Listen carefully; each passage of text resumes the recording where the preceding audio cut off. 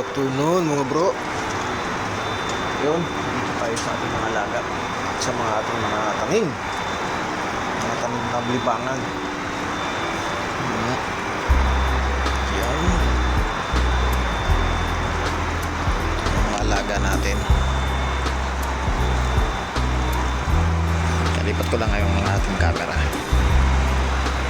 Buyas natin, umulan kasi kagabi. Ayan, medyo magulo na yung mga dahon nila. Dalawang ano lang yan, dalawang bilog lang yan. Mga bro, naputol pala yung video natin. Gawa na lobat bigla yung ating sipon. Ito, continuous tayo ngayon. Ayan yung mga isda natin sa ilalim. At ano natin, buhay na yung ating lemongrass o tanglad. Ito yung sibuyas, ayan. Bawang. Tanim tayo rito kahapon ng bagong sibuyas dahon tsaka dalawang sibuyas bagyo. May mga bawang din dyan, walang peraso. Nagpunla nga pala ako rito ng lettuce. Puli tumubo tsaka pechay. Puli tumubo para mailagay natin sa ating gagawin na aquaponics.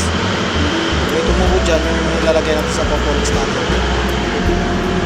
Kung mga alaga natin, nakuha na yung yung 6 na peraso. Kinuha na nung nangihingi sa atin. Minarbor, bigyan na natin. Ayan. At meron na lang tayong ilang pair? 1, 2, 3, 4, 5 pair na kalapate. Yung the rest ay hindi pa magkapares. Yung naghahabulan pa. Yan, hindi pa magkapares yun. Pero itong blue bar, yan, dalawang blue bar na yan, magkapares yan dyan. Labo. Yan, naglinis-linis tayo ng konti rito kasi nagkaroon ng tubig, gawa ng ulan. At yun na nga, napakaganda ng ating ginawang. Kakatapos ko lang magpakain. Pakain ng isda at mga alaga nating kalapati. Ating sibuyas dahon, tumubo na. Mahaba na yung mga dahon nila. Pwede nang harvestin ulit. Ngayon din to. Kung magluluto tayong lugaw. Yan. Sibuyas dahon. Itong ating lemongrass at tanglad. Gagawin natin dito. Papalaguin muna natin to dito. Hindi mo natin na-harvestan yan. Pag lumaguna ng gusto yan, tsaka lang natin na-harvestan yan.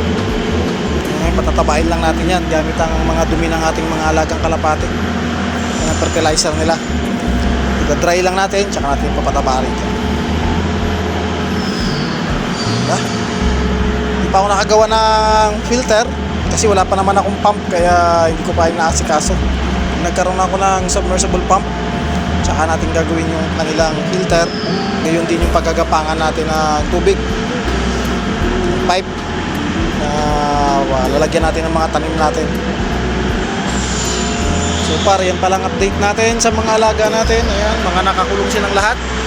Gawa ng mass production ngayon ng RGC.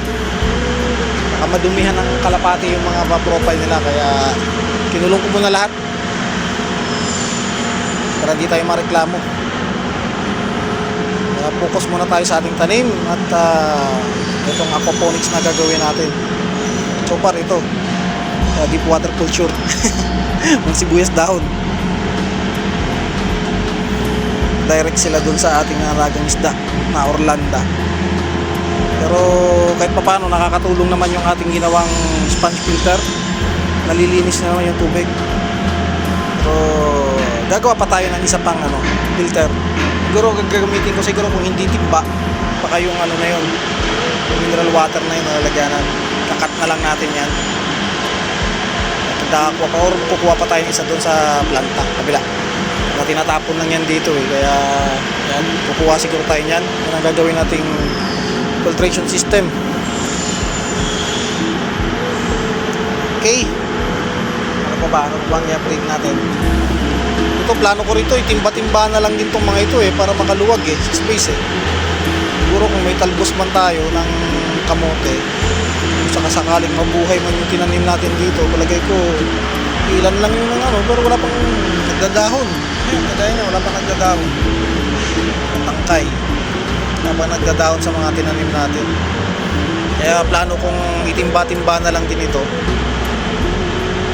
para kahit papano tipid sa space.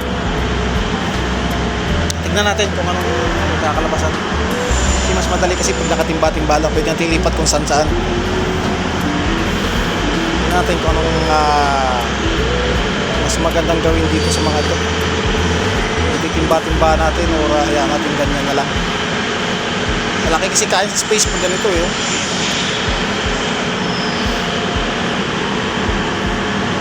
Kahit timba-timba ako na nga lang din. Pero kagaya nito, yung mga butas niya sa gilid, hindi ko nilagyan ng butas yung ilalim para kahit paano mag-stock siya ng tubig. O manatiling basa yung pinakailalim niya, hindi matadry. Alam nyo naman dito, pag tag-init,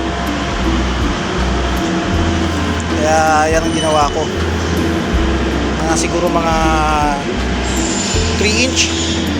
Sa 3 inch ako nagbutas para doon yung existing na water niya doon lalabas. Yan na muna ang update natin sa ating mga alaga. Ingat na lang lahat. God bless us. Bye!